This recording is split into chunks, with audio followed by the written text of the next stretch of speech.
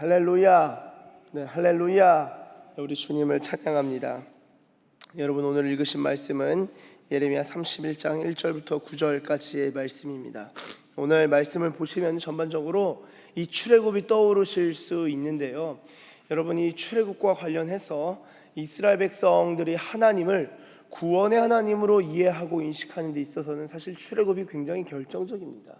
그래서 출애굽을 잘 이해하는 것이 너무나 중요한데, 이 출애굽이 단순히 이 이집트로부터 출애굽하는 것만 출애굽이 아니라 이 예언자들과 이스라엘 그리고 유다 백성들은요, 이 바벨론으로부터 벗어나는 것도 출애굽으로 이해를 하고 그러한 출애굽의 메타포를 가지고 접근을 합니다. 그래서 여러분, 이 바벨론 포로로부터 탈출하는 것, 바벨론 포로로부터 이제 이스라엘 본토로 귀환하는 것을 제2의 출애굽, 두 번째 출애굽으로 이해했는데요. 그렇기 때문에 이 바벨론으로부터 포로 귀환, 본토 귀환하는 것을 이해할 때는 이 출애굽을 이해하는 것이 상당히 중요하다라는 것을 먼저 말씀드립니다.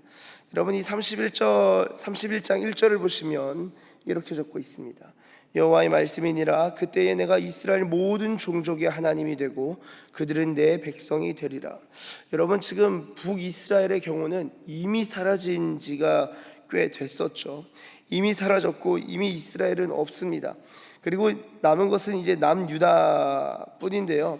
이 남유다만 남은 상황에서 하나님 뭐라고 말씀하시냐면요, 남유다에 대해서, 그러니까 유다 왕국에 대해서만 말씀하시는 것이 아니라 이스라엘 모든 종족이라 함은 12지파를 가리킵니다. 그래서 단에서 브엘세바까지의 모든 종족, 모든 지파, 모든 종족이 하나님이 되고 그들은 내 백성이 될 것이다. 한번 저희 2절 한번 같이 읽어보도록 하겠습니다. 시작. 여호와께서 이같이 말씀하시니라. 칼에서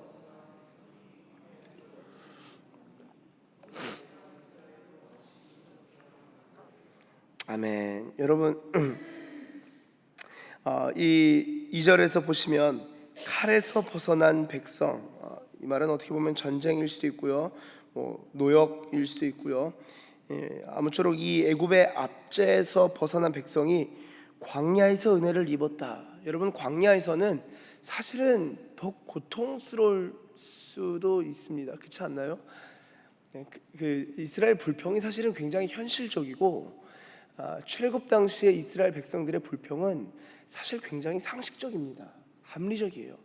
우리가 애굽에서는 고기를 먹었었는데 이 적절한 야채 식단도 원하면은 꽤나 괜찮게 반찬들을 꾸리고 음식물들을 구할 수 있었는데, 이 광야에서 뭘 구합니까? 뭘 먹을 수 있겠습니까? 광야로 들어가는 길목부터 이 황량합니다. 광야로 이게 출애굽해서 광야로 딱 들어간다고 생각해 보세요. 앞에 지평선이 보이고, 물론 이제 구릉들이나 이제 산들이 있고 이렇게 얕은 둔덕들이 있겠지만 그냥 아무것도 없는 거잖아요. 그냥 말 그대로 진짜 아무것도 없는 겁니다. 이곳에 들어간다? 이 모세에 대한 엄청난 불신, 그리고 이 막막함, 갑갑함, 여기로 들어가서 우리가 어디로 나올 것인가, 그리고 지금 들어가서 언제 나올 것인가. 여러분, 이거 미래가 보장이 되지 않는 거예요. 광야에서 그냥 굶어 죽는 건가? 타 죽는 건가? 이게 뭘까? 여러분, 이 출애굽 당시에 이 이스라엘 백성들의 불평은요, 상식적이고 현실적이었다. 여러분, 그런데 성경은 뭐라고 적고 있냐? 이 예레미야 선지자 때에도 광야를 해석하기를 은혜를 입은 곳이다 라고 이야기를 합니다. 여러분, 칼에서 벗어나서 광야로 들어간 백성들이 광야에서는 하나님의 은혜를 입었다는 거예요. 이게 상당히 중요합니다. 인생의 고난뿐만 아니라 이 광야로 들어갈 때는요, 이 바랄 수 있는 게 없어요. 이 그나마 우리가 의존하거나 그나마 소소한 즐거움을 찾을 수 있었던 것조차도 다 끊어지는 곳이 광야입니다. 광야에서는 하나님만을 의지하고 의존할 수 있고요, 광야에서 즐길 건 없고요. 이 출애굽길을 잘 보시면은 광야로 가는 이유가 우리가 3일 길 정도로 가서 주님을 예배하고자 합니다. 모세가 바로한테 그렇게 얘기를 하죠. 사실 광야는요, 우리가 광야로 가서 예배를 드리려고 한다. 이 모세도 광야에서 뭐 할지 다 몰랐어요. 가면서 점진적으로 하나님으로부터 계시를 받는데 일단은 예배를 드려야 된다는 것은 알고 있었습니다. 자, 그런데 가서 예배를 드리는데 어떻게 예배를 드립니까? 먼저는요, 하나님께로부터 예배 드리는 것을 배우기 시작하는 거예요.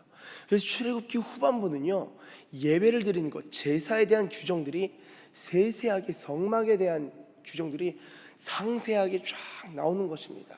예배를 드리기 위해서는요, 예배를 배우는 거예요. 예배를 갖추는 것입니다. 그것을 통해서 예배를 드리면서 하나님 앞에 나아가는데요, 이 광야에서는 예배를 드리고 예배를 배우고 또한 이 하나님의 백성들의 진을 짜고, 그리고 이 백성들이 어떻게 살아가고 어떻게 정결하게 살아가야 될지를 하나하나 배우는 것입니다. 이게 은혜라는 거예요. 여러분, 거룩을 배우고 정결함을 배우고 경건하게 살아가는 것을 배울 때 은혜를 받은 것을 쏟아내는 것이 아니라 은혜를 받은 것을 간직하고 보존할 수 있고요, 그리고 그 은혜를 나눌 수 있는 거예요. 우리가 거룩을 배우지 못하고 예배드리는 삶이 없다면요, 너희는 은혜를 헛되이 받지 말라 라고 한 것처럼요, 은혜를 다 헛되이 받을 수 있어요. 왜죠?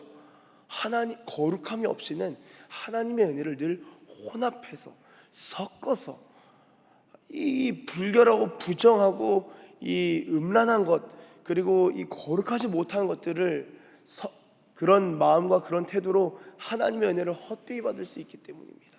그래서 광야는요, 하나님이 우리의 이스라엘 백성들의 불순물을 제거하시고 예배를 가르치시고 거룩을 가르치시면서 거룩으로 향하는 이 모든 과정 가운데에서 은혜를 입는 거예요. 하나하나 먹는 것에서부터 은혜를 입습니다.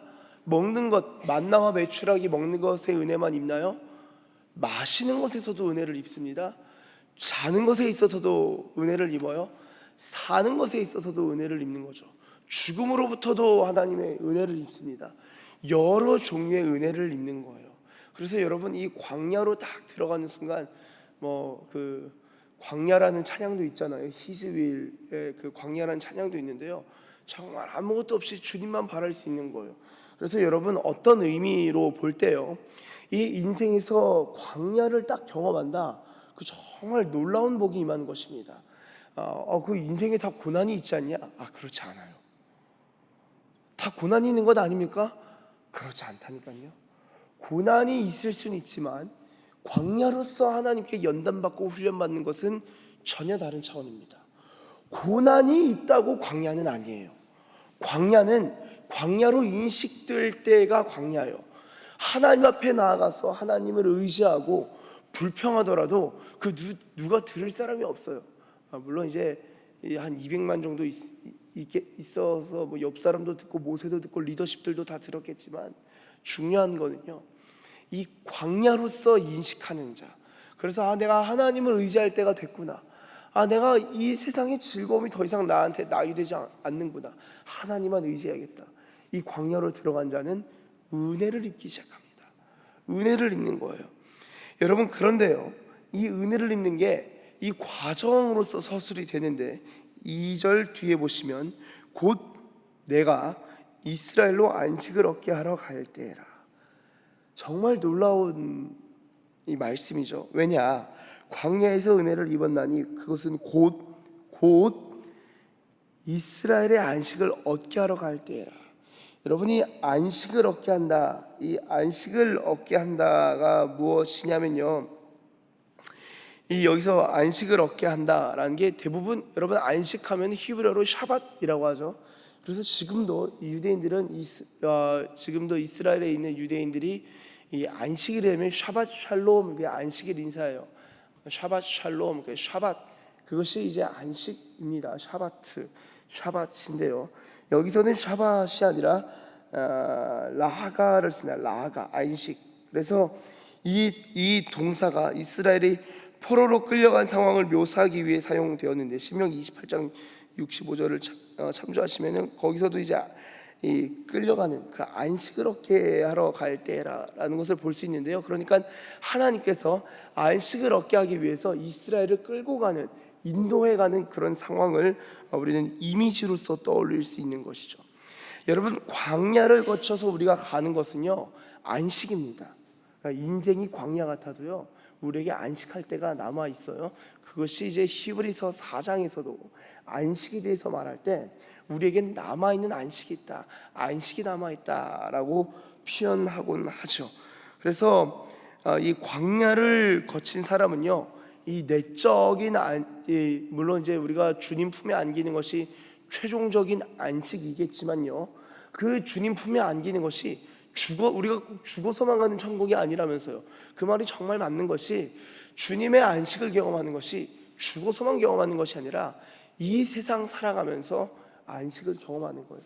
이 가운데 있어서도, 우리가 살아감에 있어서도 하나님의 평강이, 이걸 또 경험해 봐야 압니다.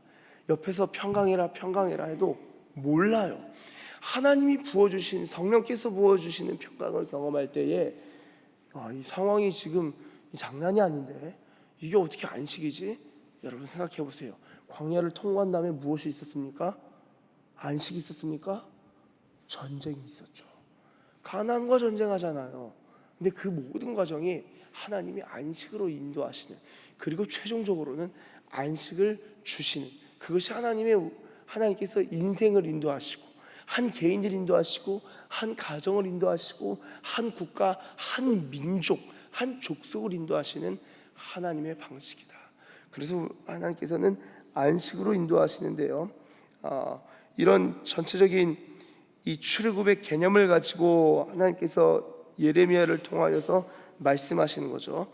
그리고 이어서 3절에 옛적의 여호와께서 나에게 나타나사 내가 영원한 사랑으로 너를 사랑하기에 인자함으로 너를 이끌었다 하였노라. 하나님이 칼에서 벗어나는 것도, 광야에서 은혜를 베푸시는 것도, 안식을 얻게 하시는 것도 하나님이 사랑하시는 과정이라는 거예요. 그래서 여러분, 진짜 믿음의 사람, 하나님의 사람은 어떤 사람입니까?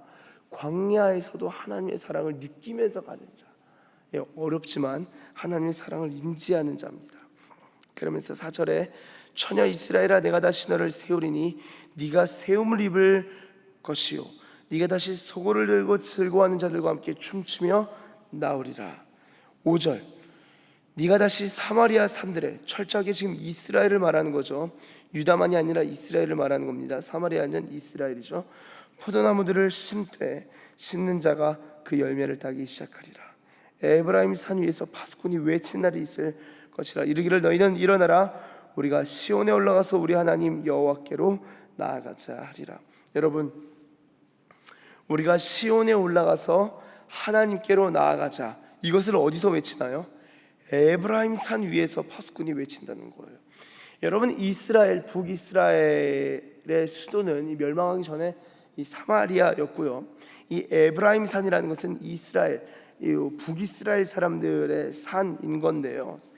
그러니까 이 사마리아를 의미할 수도 있고 그 외에 다른 산들을, 이 북이스라엘 지역에 대표되는 산들을 의미할 수도 있겠지만, 파수꾼이 외치는데 시온으로 가자는 거예요. 예루살렘 성전으로 가자는 거예요. 주님께서 시온으로 모으신다는 거예요. 자, 그러면요, 생각해 보세요. 시온은요, 기본적으로 이제 예루살렘을 의미합니다. 그러면 북이스라엘에서 시온으로 올라간다. 그리고 에브라임 지역, 북이스라엘에서 시온으로 올라가고, 또한 남유다일지라도 이 남유다 이 여러 지역들 중에서도 시온으로 올라갈 텐데요, 이게 하나님께로 나아가는 어떤 개념이죠. 시온으로 나아가는 것이 하나님께로 나아가는 그런 개념이 있습니다. 자, 그래서 이 7절 너희는 여러 민족이 앞에 서서 야곱을 위하여 기뻐 외치고 전파하고 찬양하고 말하라는 거예요. 하나님 주의 백성 이스라엘 남은 자를 구원해 주세요라고 하라는 겁니다. 그러면서 8절 보시면은, 자 보세요. 보라 나는 그들을 북쪽 땅에서 인도하며, 북이스라엘이죠. 북쪽 땅, 그리고 북이스라엘을 넘어서 그 위쪽에 있는 더 넓은 땅들일 수 있습니다. 그리고 땅끝에서부터 모으리라. 땅끝은 어딜까요? 이스라엘에게 있어서 이 바벨론일 수 있죠. 지금 바벨론의 포로로 잡혀가 있는데 바벨론으로부터 주님이 끌고 오신다는 거예요.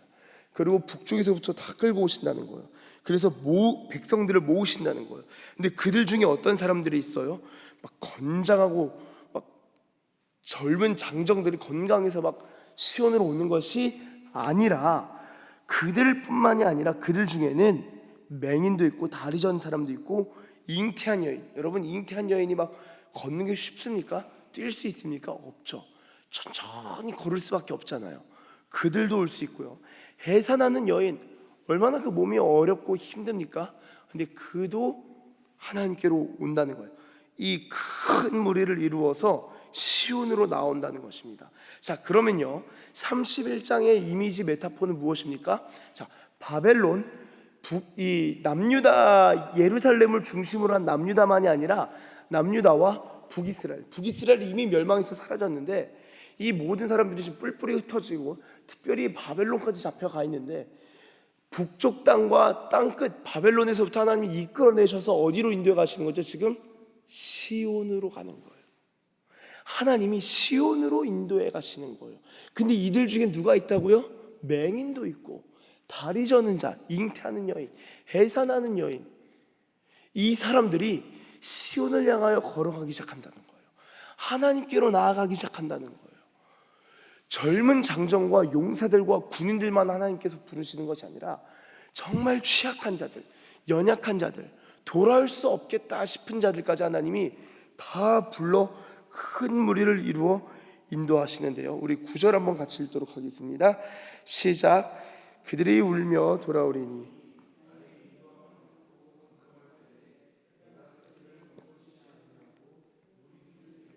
고른 길로 가게 하리라. 나는 이스라엘의 아버지요 에브라임은 나의 장자니라. 아멘. 자, 그들이 울며 돌아온대요. 이거 중요합니다. 울면서 돌아온대요. 자, 그러면은 지금 맹인이나 다리 저는 자나 내지는 젊은 사람도 있을 거예요. 왜냐하면 그들 중에 그런 사람도 있으니까요. 북쪽과 땅끝에서부터 돌아오는데 어디로 돌아온다고요? 시온이죠. 시온으로 돌아오는데 어떻게 하면서 돌아온다고요? 울면서 돌아온다는 거예요. 이게 중요해요.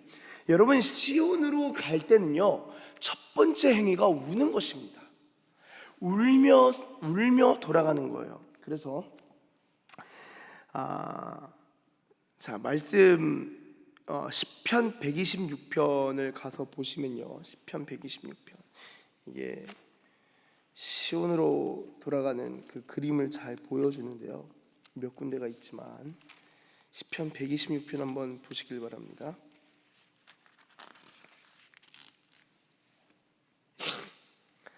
시편 126편 표제를 보시면 어떻게 써 있나요? 성전에 올라가는 노래죠. 예루살렘 성전. 그러니까 이것을 이제 보시면은 이 시온의 이야기가 나오는데요, 성전에 올라가면서 이스라엘 백성들이 노래를 부른 거예요. 자, 1절. 여호와께서 시온의 포로를 돌려보내실 때에 우리는 꿈꾸는 것 같아도다. 우리가 시온으로 돌아간다고? 그때 우리 입에는 웃음이 가득하고 우리 혀에는 찬양이 찼었도다. 너무 신나요. 그때 문나라 가운데서 말하기를, 문나라가 왜 문나라입니까? 지금 다 흩어진 거잖아요. 그렇죠? 그러니까 문나라예요.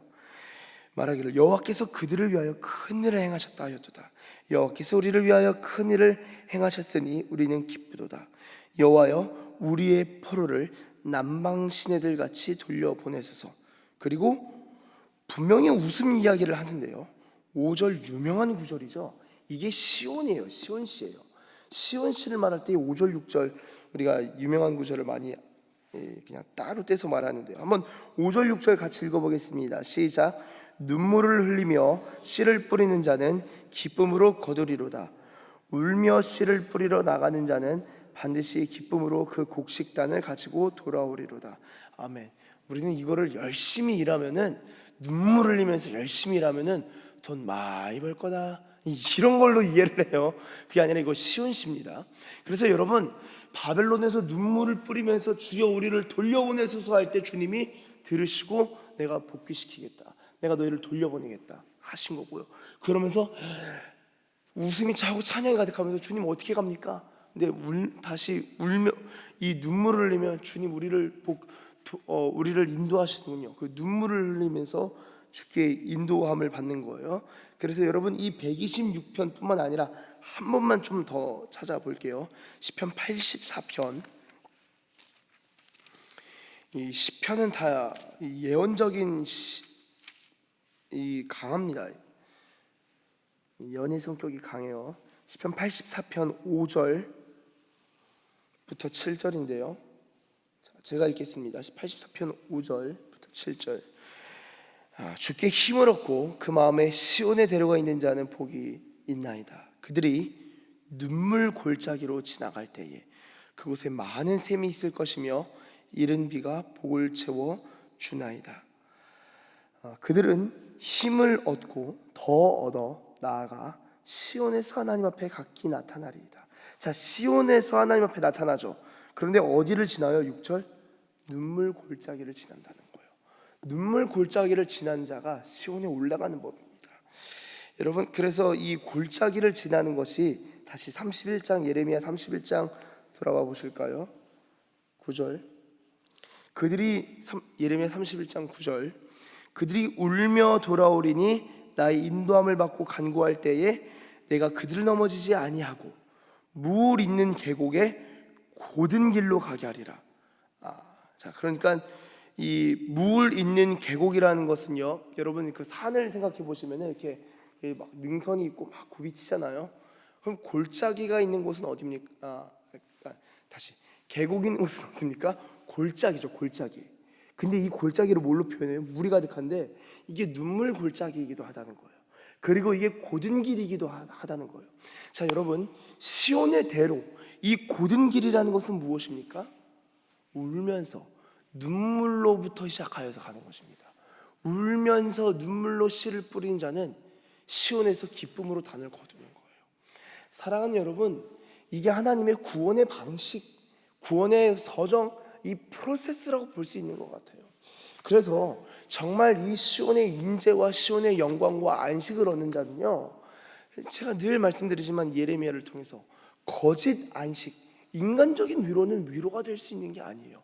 진짜 하나님이 큐 사인을 보내주시고 하나님의 언약을 기억하고 약속을 기억하고 그 약속을 행하시고 성취하시고 인도하실 때에 여러분, 우리의 입술에는 웃음이 가득하고 찬양이 가득하고, 그러면서도 이 감격과 그러면서도 새로운 종류의 회개가 일어나면서 눈물 골짜기를 지나가면서 시온을 향해 나아가는 겁니다. 그때는요, 나만 시온에 가는 게 아니라 각기 다른 문나라에서 오게 되고요, 각기 다른 이 족속 그리고 이스라엘의 모든 민족들이 하나님 앞에서 주님을 찬양하게 되는 것입니다. 그것을 이제 이스라엘 백성들이 꿈꾸는 거예요. 근데 그것이 단순히 이스라엘 백성들만이 아니라 오늘 우리 교회된 우리조차도 하나님께서 시온으로 인도하실 때 그 삶을, 그 개인을, 그 가정을, 그 교회를 인도하실 때에는 눈물로 씨를 뿌리게 하시는 작업을 반드시 거치신다. 여러분이 놀라운 영적 원리를 꼭 반드시 깨달으시고 하나님 앞에서 하나님의 언약을 기억하고 기도할 때에 하나님께서 시온으로 인도하시는 그 놀라운 은혜, 광야의 은혜, 그리고 안식의 은혜를 경험하시는 저와 여러분들 되시길 예수님의 이름으로 축복합니다. 기도하겠습니다. 하나님 감사합니다. 하나님 감사합니다. 하나님,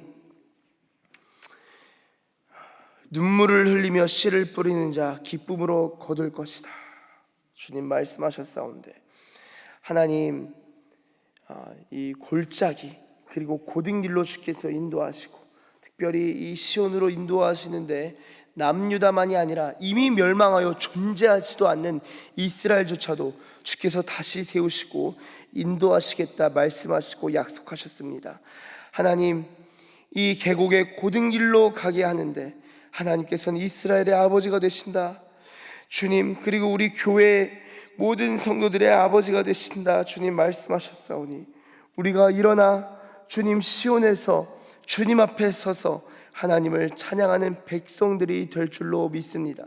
우리의 삶을 친히 인도하시고 교회를 인도하시는 하나님, 특별히 이 교회마다 이 하나님의 인도하심의 과정이 다르고 또한 각자마다 하나님의 인도하심이 그 시즌마다 다양하게 나타날진데 하나님, 우리의 필요를 아시고 우리의 궁핍함을, 우리의 연약함을 아시는 주님, 우리가 주님의 도우심을 힘입어서 광야에서도 은혜를 충만하게 받는 주의 백성들 되게 하시고 안식을 향하여 나아가는 하나님의 백성들 다 되게 하여 주시옵소서.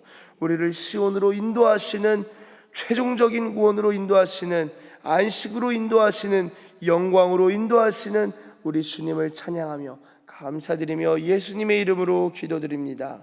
아멘.